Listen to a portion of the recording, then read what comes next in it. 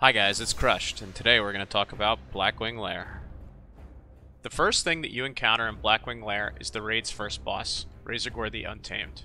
Razorgore is a two-phase fight. The first phase is the egg phase. The objective of this phase is to break all 30 of the eggs that are scattered throughout the room without letting Razorgore die. In order to do this, the raid needs to kill the 3 trash mobs at the top of the platform, and one player in the raid, this is going to be Demon in both of our raids, needs to control Razorgore by clicking on the mind control orb and using his ability Destroy Egg. Destroy Egg has a 3-second cast with a 7-second cooldown. Because of this, phase 1 will last a minimum of 5 minutes. In addition to Destroy Egg, Razorgore also has 3 abilities that he can use in this phase. The first is Calm Dragonkin, which puts a Dragonkin to sleep. This should never be used. The second is a Cleave that hits 10 targets, which also should never be used. The third is a Fireball Volley, which has a 2-second cast time and hits up to 40 targets. This may be used depending on how quickly he can go from egg to egg. While Razorgore is destroying eggs, adds will spawn randomly from each corner of the room. There are 3 types of adds. The first is Blackwing Mage. This mob deals high damage but has low health. He casts an Arcane Explosion and Fireball. This will be killed first. The second is the Death Talon Dragon Spawn. These deal moderate damage and have high health. They also have a cleave and a mortal strike called Dragonbane. This mob will be killed second. The third is the Blackwing Legionnaire. These have moderate health and deal moderate damage. They also have a cleave and a mortal strike. This mob will be killed last. In order to deal with this, we are going to split melee into 4 groups with at least 1 warrior in each that will go to the 4 corners of the room. The warrior in each group will tank the mobs that come out. The mages, warlocks, hunters, and healers will be in the middle of the room, which will allow them to surge DPS to any corner and heal everyone in the room. Only the dragon spawn should be alive for more than 2 to 3 seconds with our DPS. Before the last egg is broken, aggro will get in position to mind control Razorgore. Demon will drop the mind control and aggro will click the orb and destroy the last egg. The reason for this is because Razorgore will have infinite threat on the person who is controlling him when he breaks the last egg. Once the last egg is broken, Razorgore will heal himself to full and phase 2 will begin. Phase 2 is a simple tank and spank of Razorgore himself. During this phase, he retains his 10-person cleave and the Fireball Volley from phase 1. He also gains a War Stomp, which is a 15-yard range, 5-second stun that deals around 500 damage, and also the ability Conflagration. His Conflagration is exactly the same as General Drakasat's. It's cast on the tank that has threat, and deals 3000 damage over 10 seconds. It also puts the character in an uncontrollable state. While in the uncontrollable state, this character will deal very minor damage to players nearby. This mechanic just has to be healed through, as it is with Drakaseth. When Conflagration occurs, Razorgore will target the player with the second highest threat. This should be me, as I'll be the second tank for this fight. When Conflagration wears off, Razorgore should go back to aggro. Positioning for this phase is simple. The tanks are going to stack on top of each other, so that the off-tank, me, can get cleave for more rage as I have to fight for aggro. Right next to the mind control platform in the northeast corner is where the tanks are going to stand. The rest of the raid are going to be behind him, with the ranged and healers more than 15 yards away so that they do not get stunned.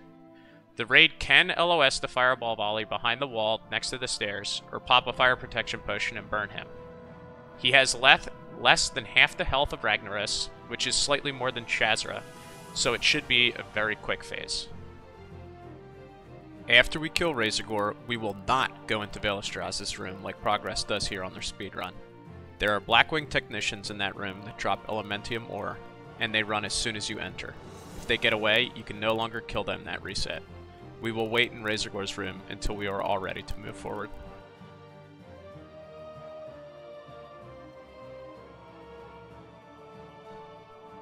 Vaelastrasz is the second boss in BWL. He is the encounter immediately after Razorgore, not counting the handful of technicians in his room that run when you enter, and is friendly at first. Everyone will get in position as the tank talks to him to start the roughly 45 seconds of RP. Vael starts with 30% health, which is roughly equivalent to Ragnaros' full HP. At the start of the fight, everyone is given the buff, Essence of the Red, that lasts 3 minutes and restores 500 mana, 50 energy, and 20 rage per second. it is important to note that this is actually considered a debuff by the game. This essentially makes it so that you have an unlimited amount of your class's respective resource. Vael has 5 main abilities. The first is a cleave that is effectively a melee chain lightning. It hits 10 targets and chains off of people. That means that if one melee is slightly out of position closer to the tank, the cleave will chain to all of the melee and will almost certainly kill most of them, resulting in a wipe. The second is a tail swipe that is exactly the same as Onyxia's. The third is a flame breath that does roughly 500 more damage than Onyxia, and applies a debuff that ticks for about 1000 damage every 3 seconds for 15 seconds. Since this breath is cast roughly every 15 seconds, this dot is a constant for the tank and results in unhealable raid damage if cast on the raid, even if you survive the initial breath. The fourth is a Fire Nova that does approximately 600 fire damage to everyone in the raid, which is cast every tick. The final ability is Burning Adrenaline. This increases damage done by 100% and causes all spells to be cast instantly. However, it reduces the maximum health of the player by 5% every second. Upon death, the player explodes, dealing roughly 5,000 damage. Once this ability is cast on you, there is no way to get rid of it by any means. You are guaranteed to die. It is cast every 15 seconds on a mana user, except every third cast, which is on the current tank instead. We are going to position as shown here. The tank is at the base of the stairs, where Vael's head is upon entering. All melee, except for 1 to 2 warriors, the ones we are most worried about pulling threat, and 1 paladin are on the near side, the south side, its back leg. The BDP group, the 1 to 2 warriors and a paladin for fire resistance are on the far side, the north side, back leg. The ranged and healers are directly behind the melee group against the wall, and the Burning Adrenaline explosion spot is over behind this pillar.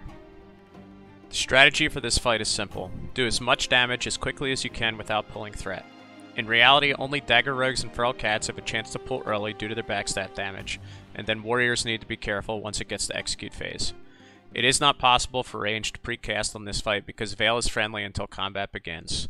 It is imperative that melee waits 1 GCD to start DPS. Even Progress, on their world record speed clear that we are watching here, waits the 1 GCD.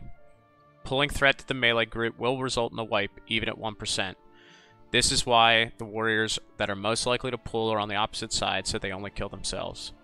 When a caster gets Burning Adrenaline, he or she has to run to the explosion spot.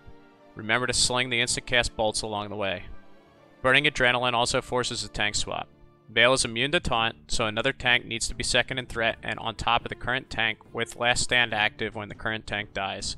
If you are above the next tank on threat, you need to get to the front to die or you will wipe the raid. The combination of Fire Nova damage, Cleave, Flame Breath, and the subsequent dot, as well as Vael hitting like a truck, means that you will have no chance to survive, so don't try anything that you think might be clever. There is a reason Vael was known as the Guild Destroyer 15 years ago. Being able to do this fight in under 45 seconds, which is about 22,200 raid DPS, trivializes it. Let's get there on release week. There are 2 large trash packs, often called Death Talon packs, after Vael and before the Suppression Room. Each pack contains 6 mobs per pool, with a random assortment of 4 different types of mobs, but always contains at least 1 of each. The 4 different types are a Death Talon Captain, Death Talon Flamescale, Death Talon Seether, and Death Talon Wormkin. The Captain has about 250,000 health and melees for about 900 damage. He has 4 abilities. The first is Aura of Flames, which is effectively a fire-based thorn spell that hits for up to 200 damage per attack and buffs all of the Death Talons near the Captain. The second is a Cleave that hits 3 targets. The third is a Commanding Shout that makes all Death Talons within 100 yards in line of sight immune to Sleep and Charm. The fourth is Marked Detonation, which is a debuff that must be dispelled before it explodes. The Flamescale has about half the health of a Captain and melees for about 900 damage as well. It has 2 abilities, the first of which is Berserker Charge, which randomly charges an enemy dealing 300 damage and knocking back, and the second is a Flame Shock, that deals 1800 fire damage and then 350 fire damage every 3 seconds for 12 seconds. The Seether has about the same health as a Flamescale and also melees for about 900 damage. It has a Flame Buffet, which is much worse than Firemaw's Flame Buffet, with about 1,000 fire damage every time it hits, and increases fire damage taken by 1,000, but it only hits the tank. and the second ability it has is Frenzy, which doubles its attack speed and can be tranked by hunters. The Wormkin has about the same amount of health as a Seether and also melees for about 900 damage. It has a Blast Wave, which deals 250 fire damage and slows movement speed by 50 seconds to 50% by everyone around it, and a Fireball Volley, which also deals 200 fire damage to all enemies within 45 yards in line of sight. We are going to deal with these packs by having a hunter pull the captain and kite it back down into Vael's room. As the ads come through the doorway, and non-tank druids in the raid will attempt to hibernate the Wormkin. This will need to be cast repeatedly because they are highly resistant and the captain's commanding shout breaks them free of it. One tank will be assigned to each of the Flamescales and Seethers and will pick them up. Tanks should wear fire resist gear for these packs and must ensure that the Seethers never get near the captains, or Aura of Flames will deal at least 1000 damage each time the tank melees. It is imperative that hunters keep the Seethers tranquilized during Frenzy. The kill order for these packs is Seethers, Flamescales, Captains, and then Wormkins. For speedruns, the Captain is still kited, but it's killed last because the Wormkins will not be CC'd. After the Death Talon packs is the Suppression Room, culminating in the third boss, Broodlord Lair. It is best to think of this as a single encounter because there really isn't any downtime between them. Before a litany of questions comes in, yes, I know the private servers had a lot of skips with invisibility potions, combat resets, kiting, etc., but learning how to do the Suppression Room is necessary, because we shouldn't be able to skip the second half in Classic. The eponymous mechanic here is Suppression Aura, that is emitted from the suppression devices. This reduces movement speed and casting speed by 80%, as well as time between attacks by 400%. If you suffer one tick, you will get the debuff for 6 seconds. These devices must be disabled by a rogue's disarm trap. In addition to dealing with these devices, there are 3 types of mobs that roam the room that are unaffected by Suppression Aura. The first are the Corrupted Whelps. These are packs of non-elite dragon whelps of varying colors, immune to a school of magic befitting their color. Blue is Frost, green is Nature, bronze is Arcane, and red is Fire. They have an incredibly fast respawn time. Blackwing Taskmasters are another. They come in packs of 3, and they're roughly a 10-minute respawn. They have 2 abilities. Shadow Shock, which does shadow damage to the primary target, and Healing Circle, which heals everything in the room. The other type of mob is a Death Talon Hatcher. These can and should be pulled individually. They also have a 10-minute respawn. They have 2 abilities. Flame Strike, which is always cast on the target with threat, and Growing Flames, which deals fire damage every tick and stacks infinitely. For this room, everyone must stack inside the same character model as to not pull extra mobs. Rogues will have a rotation where they are disarming 2 devices ahead of us. This is their primary job in this room. We will stop in 1 cubby on the first level and in 2 cubbies on the second level for the first week. Hunters will pull the Taskmasters and the Hatchers. The Hatchers are the priority as their Growing Flames ability stacks very quickly. It is not ideal to fight more than 1. If a hunter does pull more than 1, which is sometimes unavoidable, a designated player can cast an ability on 1 while the hunter feigns, and hopefully one of them resets. A warrior will off-tank all of the whelps until the stairs at the end of the first level, and then right before Broodlord on the second level, where they will be AoE'd. It is somewhat beneficial for the Taskmasters to heal the whelps so that they don't die, respawn, and aggro on someone other than a tank. When we are at our final stop before Broodlord, it is extremely important that no one gets curious and pops around the corner. He has an incredibly large aggro radius and will be pulled. The device that we have to run directly over that is in front of him must be disarmed before we pull him. Broodlord himself is a pretty easy fight. Getting to him was the hardest part. It should be noted that if you wipe, you will have to do the Suppression Room again. Broodlord has 4 abilities. He has a Blast Wave which deals about 2500 damage in a 20-yard radius, a Cleave that hits 3 targets in front of him, a Knockaway that reduces the threat of the primary target by 25%, the same as Onyxia, and a Mortal Strike that deals 500% damage and reduces healing by 50%. This will crit tanks for 8,000 plus. It's cast roughly every 15 to 20 seconds. Because the Mortal Strike can cause an immediate tank gib, 2 tanks will fight for threat on pull with both in front of the boss in this corner. He is immune to taunt. Melee will stand behind him and have the ability to line of sight the Blast Wave behind this wall if necessary. Ranged will be more than 20 yards behind them to avoid the Blast Wave and will be hugging the wall so that they are not affected by the nearby suppression trap and don't pull the whelps that spawn by it. This fight is a steady burn, not very different from Onyxia Phase 1, except the tank does get rocked. After Broodlord, we will experience our first lab pack. Lab packs consist of 4 different types of mobs. The first is the Blackwing Technician, which has low health. They cast 2 abilities. Bomb, which is a 1.5 second cast that doesn't do too much damage, but there are a lot of them casting it continuously. It will always land in the place where the player is at the beginning of the cast. They also have a poison ability that inflicts minor nature damage over time. The second is the Blackwing Warlock, which has moderate health and needs to be tanked. It does a Rain of Fire, which deals 1,000 damage per tick, a Shadow Bolt, which deals about 1,700 shadow damage, and it can create a Demon Portal, which is a 30-second cast that will summon a Felguard. The third is the Blackwing Spellbinder, which has moderate health and also needs to be tanked. They are immune to magic. They cast a Flame Strike, which is always cast on the target with threat, and a Greater Polymorph, which is never cast on the target with threat. Finally, there's the Death Talon Overseer, which has high health and also needs to be tanked. They have a Cleave, which hits 3 targets in front of them, and a Fire Blast that deals about 1,200 fire damage to the primary target. A Hunter will pull these packs by using Distracting Shot on a Technician. The Technicians have a Hive Mind type of aggro table and will always attack a single person. Because of this, the Hunter can do damage to a single one and they will all aggro him. The Hunter will kite them behind and away from the raid, and mages will begin to Arcane Explosion them. As long as the pulling Hunter and the mages continue to move around them in a circle, they will never be hit by the bombs. While that is going on, tanks will pick up the Warlocks, Spellbinders, and Overseer, and the raid will focus on the Warlocks first. The goal is to kill the Warlocks as quickly as possible to stop the Rain of Fires from being cast all over the raid, and before they start to cast the Felguard Summoning Portal. If and when a Felguard is summoned, they can just be kept banished until the end of the pool when everything else is dead. After the Warlocks die, the melee switch to the Spellbinders, while the Hunters and Casters switch to the Overseer. The Overseer will be highly vulnerable to one school of magic, and highly resistant to all others. People in the raid will be assigned to cast a different school of magic on each Overseer, and when the vulnerability is discovered, it will be called out and everyone will switch to casting those types of spells. It is important for melee to stay as far away from the Spellbinder tank as possible, because the Flame Strike is always cast on the Spellbinder's aggro table and has a 5-yard radius. After the first lab pack, you can face the first of the 3 Drakes, Firemaw. Firemaw patrols the large hallways with the lab packs. When he reaches the end of his patrol route closest to Broodlord, he can be safely pulled. The 3 Drakes share 3 abilities, and each have one that is unique. The first of the shared abilities is Shadow Flame.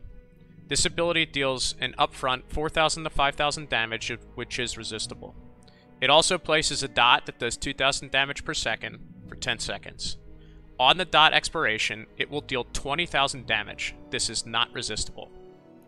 The Onyxia Scale Cloak prevents the dot from being applied and must be worn to live through being hit by this ability, because there is no way to mitigate the damage that is dealt on dot expiration, not even Pally Bubble or Ice Block. The second of the shared abilities is Thrash. This gives 2 extra attacks, and this causes extremely spiky damage. The third is Wing Buffet, which is a knockback to the tank that does minimal damage, but it drops threat by 50%. Firemaw's one unique ability is Flame Buffet. This inflicts about 150 fire damage, but also increases fire damage taken by 150 for 20 seconds. This stacks infinitely and is cast roughly every 5 seconds, and hits everybody within line of sight of Firemaw. Positioning for this fight is critical. Firemaw will be tanked tightly in the corner of the gate in the wall. The main tank will be on the Broodlord side, and the off tank will be on the opposite side. Melee will be behind Firemaw, close to the pillar to reset Flame Buffet stacks, along with a handful of melee healers. The ranged will be on the other side of the wall with their healers and the tank healers. Since the main tank and ranged healers don't need to be in line of sight of Firemaw to heal them, they will not have to worry about taking Flame Buffet stacks themselves. The strategy for the 3 Drakes is almost entirely dependent on the tanks. They should wear fire resist gear, so they ideally never have to reset their stacks. Approximately 4 to 5 seconds before Wing Buffet is cast, the off tank will taunt Firemaw and subsequently eat the Wing Buffet. Because Wing Buffet reduces the off tank's threat by 50%, Firemaw will move back to the main tank, who will again be at the top of the aggro table because his threat level was unaffected. This process is repeated until Firemaw dies. Taunting 4 to 5 seconds before the wing buffet allows the off-tank to react if the taunt is resisted. If the off-tank is a warrior, he can use Mocking Blow. If he is not a warrior, or if Mocking Blow also resists, he can use his respective AoE taunt. In a rare case where the off-tank cannot get the Drake, or if the off-tank absolutely has to reset stacks, then a warrior or druid DPS must move into the off-tank's position and taunt. If this does not happen, a DPS will be the highest on the threat table, and the Drake will spin and cast Shadow Flame on the raid, causing a wipe. DPS and healers have two ways to deal with Flame Buffet. They can either line of sight and let their stacks drop, or use a greater fire protection potion. Depending on how many healers are in the raid, the DPS should look to reset Flame Buffet around 7 to 10 stacks. It is important to note that the only people that should have to wear Onyxia Scale Cloaks on this fight are the 2 tanks and the warrior or druid DPS, that is the emergency 3rd tank. The only other trash mob that we haven't covered yet is the Death Talon Wormguard. This mob appears with 3 Death Talon Overseers at the end of the Firemaw hallway, in a pack of 3 guarding the Ebonroc and Flamegor ramp, and in another pack of 3 guarding the Chromaggus antechamber. The Wormguard has around 200,000 health and melees fairly hard. His only ability is a War Stomp that hits everyone around him for over 1,000 damage, knocks them back, and stuns them for 5 seconds. In this pack, he will be tanked away from the Overseers. In the 3 packs, they will be tanked away from each other and melee should fat. In speed clears, they will be grouped and cleaved down with all melee using a fat. After you make your way through the lab packs, you will come to the first 3 Wormguard pool. Behind these Wormguards is Master Elementor Shaper Crixix. He is the mod that can teach Smelt Elementium and will need to be mind controlled to do so. He will aggro with the Wormguards. After this pool are both Ebonroc and Flamegor. They are the 2nd and 3rd of the 3 Drakes. Both have the same shared 3 Drake abilities as with Firemaw: Shadow Flame, Thrash, and Wing Buffet. We will face Ebonroc first. Ebonroc's one unique ability is Shadow of Ebonroc, which puts a debuff on the active tank. Every time Ebonroc melees a player with this debuff, he will heal himself for about 25,000 health. Positioning for this fight is simple. The initial tank will pull and stand in the corner of the room on the floor below. The 2nd and 3rd tank will be approximately 5 yards from him, against the wall on either side. Melee, ranged, and healers will hide behind the ramp until Ebonroc is all the way down so that they do not get hit by Shadow Flame. Once Ebonroc is past them, they can engage. The strategy for this fight is even simpler than Firemaw because no one has to worry about line of sighting a stacking debuff. The only mechanical difference here is tanking related. The tank swap must occur when Shadow of Ebonroc is cast. This time, 3 tanks are always used to ensure that the tank swap happens instantly. 1 tank will be on deck for the taunt on the next Shadow cast. If it is resisted, the 3rd tank will taunt. This will continue rotating until the end of the fight and will constantly be communicated. Even if Ebonroc hits a player with the debuff, it isn't that big of a deal and just slightly prolongs the fight. Only the 3 tanks will need to wear the Onyxia Scale Cloak for this fight.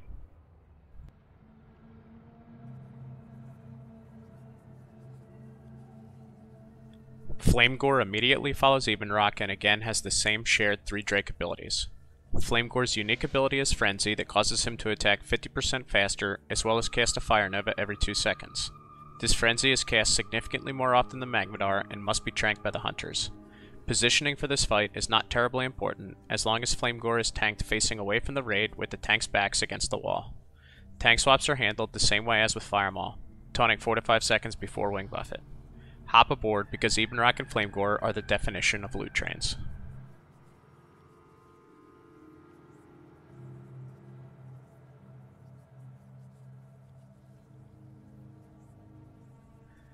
After Flamegor is the 2nd triple Wormguard pack, which is the final trash in the raid. The raid then enters an octagonal room with a large gate that is closed in front of a large Corehound. The gate is opened by a lever against the adjacent wall and begins the encounter with the raid's penultimate boss, Chromaggus. Chromaggus is easily the most challenging fight thus far in Classic, and is the first that has mechanics that cannot just be zerged through. The premise of the fight is straightforward. Chromaggus has different breath attacks that hit everyone within line of sight of him, and he applies different brute afflictions to everyone in the raid regardless of their positioning. The first breath should come 30 seconds into the fight. This will be followed 15 seconds later by the first brute affliction. Breaths and brute afflictions then alternate every 15 seconds thereafter. There are 5 different breaths that Chromaggus can possibly cast, but there will only be 2 per week that will persist until the raid is reset. These 2 breaths will alternate every other breath cast. The 5 different types of breaths are Incinerate, red, deals around 4,000 fire damage. Corrosive Acid, green, This applies a 15-second dot that deals 1000 nature damage every 3 seconds and reduces armor by 4500. Frostburn, blue. Deals 1700 frost damage and increases time between attacks by 400%. Ignite Flesh, black. Deals 650 to 850 fire damage every 3 seconds, which can and will stack if you get hit by 2 in a row. Timelapse, bronze. Stuns for 6 seconds and reduces maximum health to half. The health is returned after the stun ends. It also permanently reduces threat. There are 5 different types of Brood Afflictions, but unlike the breaths, all 5 are cast every week at random. Each Brood Affliction corresponds to a type of effect, i.e. disease, poison, magic, or curse, and can therefore be removed by the respective ability within the raid. Mages can remove the afflictions with Ice Block, and players should use restorative potions. Removal of afflictions must occur because not only are the effects bad, but if a player gets all 5 afflictions, they will undergo a chromatic mutation and turn it into a chromatic draconid. This cannot be dispelled, but the player can be polymorphed. However, the draconid does have significant resistance, which makes it very difficult to chain polymorph. If the player dies as a draconid, Chromaggus is healed for a significant amount. The 5 types of Brood Afflictions are Red, Disease, 50 fire damage every 3 seconds, heal Chromaggus on death. Green, Poison, healing reduced by 50%, 250 nature damage inflicted every 5 seconds. Blue, Magic, movement speed reduced by 30%, casting speed reduced by 50%, burns 50 mana per second. Black, Curse, fire damage increased by 100%. Bronze, a 4-second stun at random intervals for 10 minutes. This does not have a corresponding effect that any player has an inherent ability to remove. It can only be removed with Hourglass Sand, which drops off a trash up until this point. In addition to breaths and Brood Afflictions, Chromaggus has a Frenzy that increases attack speed by 150% that must be tranked by hunters. At 20%, Chromaggus will permanently enrage, increasing his attack speed by 20% and physical damage dealt by 250. He will still cast Frenzy on top of this, which can and still needs to be tranked. Chromaggus also has resistance and vulnerabilities similar to other dragons in the raid. He will be highly vulnerable to one school of magic and highly resistant to all others.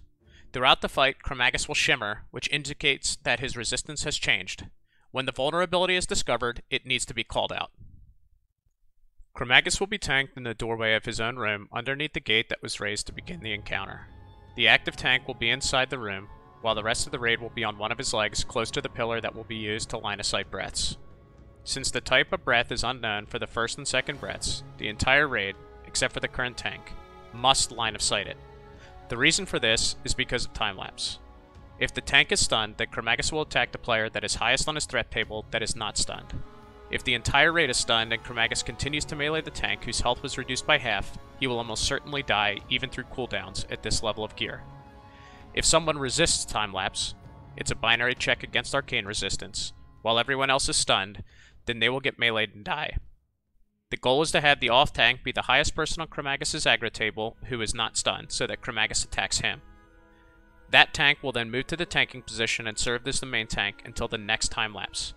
The only time that someone other than the current tank should get hit with a time lapse is when they are above the current off tank in threat. In that case, when they are hit by the stun, their threat will be greatly reduced and they will be put lower on the threat table than the tank that rotates into the main tank role. When time lapse isn't one of the 2 breaths, the fight becomes significantly easier. Breaths should still be avoided by all except for the current tank and a main tank healer or 2, but other than that, it is just a controlled DPS burn with movement to avoid the breaths. Players assigned to Cleanse, Dispel, and Decurse need to do so and prioritize the tank and tank healers. Hunters need to make sure that tranking is their #1 priority, as it is cast more often than Magmadar and Chromaggus hits a lot harder. The only other wrinkle to this fight is the Bronze Brood Affliction. Since this can only be removed by Hourglass Sand, which is limited, it will only be distributed to tanks, tank healers, and hunters for trank. Everyone else will just need to deal with it until we have an excess of sand. Everyone needs to take this into consideration when they need to move out of line of sight for the breaths. It is imperative that people don't cut line of sighting the breaths too close, especially while learning the fight. They do occur instantly, but they're always cast exactly on the timer. DPS cooldowns should be timed for use during the entire execute phase, as it coincides with his enrage, where he hits like an absolute truck.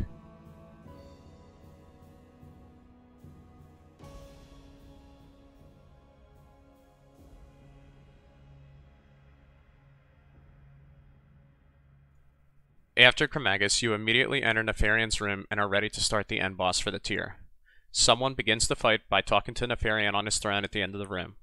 This fight has two main phases. The first phase is the add phase, wherein different draconids spawn in waves in the two crumbling alcoves on the west side of the room. There are a total of 6 different types of draconids that can spawn, but it is always chromatic and one color from each spawn point. The colors are the same every attempt per raid ID until the raid resets at the end of the week, just like Chromaggus' breaths. The different types are chromatic, roughly 75% more health and more damage than the other draconids, and is also highly resistant to magic. Red, a short-range fire conal attack that deals fire damage, which stacks, and is resistant to fire.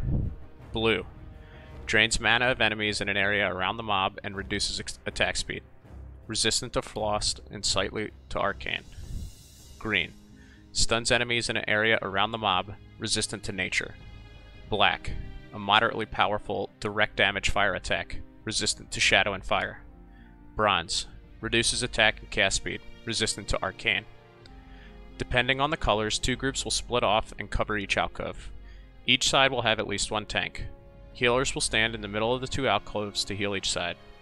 Depending on the colors for the week, will depend which side the DPS spreads to. Ideally, red is always dealt with by mage AoE and warlock dots, blue is always dealt with by melee DPS focus fire, bronze is mage and warlock AoE unless red is on the other side, black is melee DPS focus fire unless the other side is blue, and green is entirely dependent on the other color. Hunters can surge DPS to either side. Specifically, it can be helpful for them to put down frost traps in the door to the alcove and to help the mages and warlocks DPS down the chromatic draconids on their side since they are highly resistant to magic damage. In addition to the draconids, Nefarian teleports around the room casting a shadow bolt that ignores line of sight, occasionally casts a shadow bolt volley, and occasionally mind controls a player. The shadow bolts deal around 600 damage and just have to be healed through and seem to prioritize healers. If a player is mind controlled, they need to be CC'd, preferably sheet, but blind is helpful as well, outside of any AoE that is going on until the effect wears off. Nefarian is immune to damage at this time. This phase ends when 42 draconids have been killed. All of the draconids that are up at the 42nd kill will also need to be dealt with as they do not despawn or run away like in the Razorgore encounter.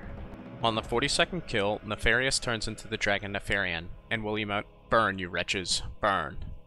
Right after the emote, he casts a modified Shadow Flame on the entire raid that does less upfront damage.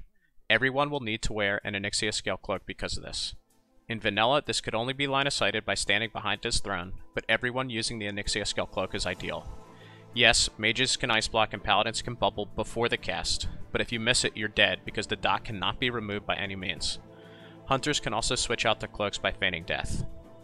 By this point, the main tank will need to have moved, or almost be at, his tank position, with his healers in place as well, while the range finish off the draconids. Positioning for this fight is simple. The tank's back is against the balcony, the melee are off his back right leg, ranged and healers are off to the side, and warlocks are slightly away from the rest of the range due to their class call, which is explained later. Nefarian has the 3 basic dragon abilities. Cleave, which hits 3 targets in front of him, Bellowing Roar, which is a fear that is the same as Onyxia's except that its range is 35 yards, and Tail Swipe, which is the same as Onyxia's.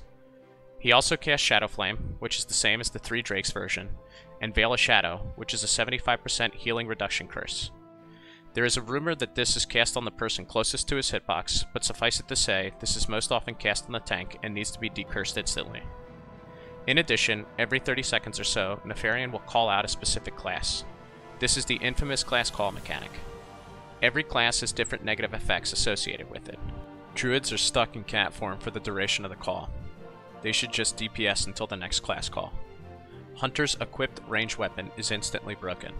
They should equip a different ranged weapon before each class call. Mages cast Wild Polymorph on random raid members. This has no range or line of sight restriction. They can continue to DPS during this call, and priests and paladins should be ready to dispel or cleanse polymorph players. Paladins cast Blessing of Protection on Nefarian. This makes Nefarian immune to physical damage at the time, so the tank cannot generate threat. Casters need to be aware of this. Priests' direct heals dot the target with Corrupted Healing, which deals about 200 damage every second for 30 seconds and stacks. Priests should only use Renew and Shield during the call. Rogues are teleported and immobilized in front of Nefarian. The tank should reposition Nefarian, but Rogue should be ready with a Shadow Protection Potion if it is close to a Shadow Flame. Warlocks summon 2 Infernals on top of each Warlock. The Infernals should be AoE'd down. They have very low health, but are immune to fire damage. Warriors get stuck in a modified Berserker stance, increasing their damage taken by 30% instead of 10% for the duration of the call. Obviously, there's additional healing needed on the tank here. You also have to be aware that you have to shift back into defensive stance after the call. At 20% health, Nefarian will resurrect all Draconids as bone constructs, who hit pretty hard but have minimal health. This is dealt with by bopping mages and AoEing bone constructs down. Paladins can also Holy Wrath. Stratholme Holy Water works and is helpful here too. Overall, this fight is about control in Phase 1 and just dealing with the class calls in Phase 2. It isn't that difficult, but there are definitely mechanics that people can and will mess up.